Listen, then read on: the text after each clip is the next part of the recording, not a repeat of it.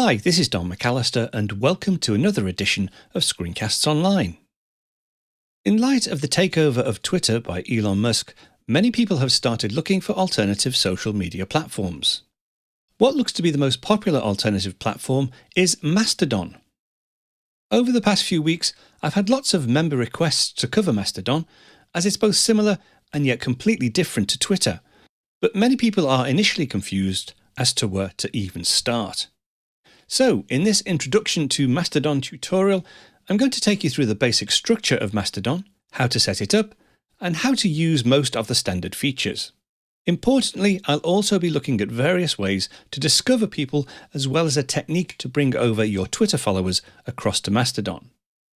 Now, once signed up for Mastodon, you'll be able to do many of the things you currently do on Twitter, such as create short posts, favourite and boost other people's posts, send direct messages to people, as well as following various different feeds.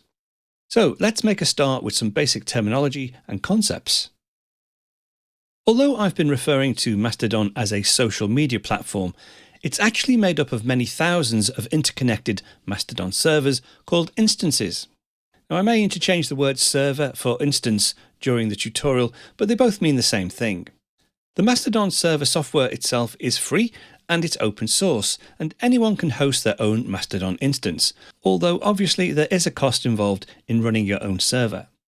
Access to the Mastodon service as a user is entirely free, but you are encouraged to donate via Patreon to help support the service, which is run entirely by volunteers. Now, you may hear the Mastodon network being referred to as part of the Fediverse, which is a term for a decentralized network which also includes other types of servers. Fediverse actually stands for Federated Universe, which describes the network of servers all running a standard protocol to communicate with each other, creating this federation of servers. We'll see the term federated used in the Mastodon interface when we look at it later on. With Mastodon being open source and distributed, it's not under the control or influence of any commercial entity, and it can't be easily shut down. And these are just some of the reasons why people are flocking to Mastodon from Twitter. So, how do you actually get started? That's just a quick preview of one of this week's Apple-related tutorials from Screencasts Online. Screencasts Online is your premium source of Apple-related video tutorials.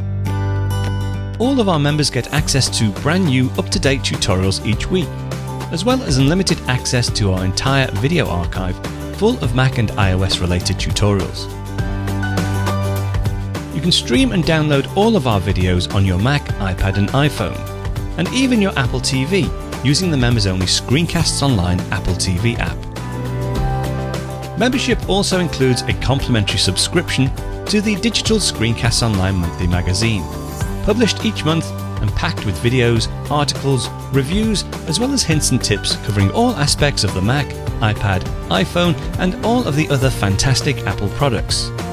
So, if you're ready to start getting the most out of your Apple devices, visit screencastsonline.com today and become a Screencasts Online member.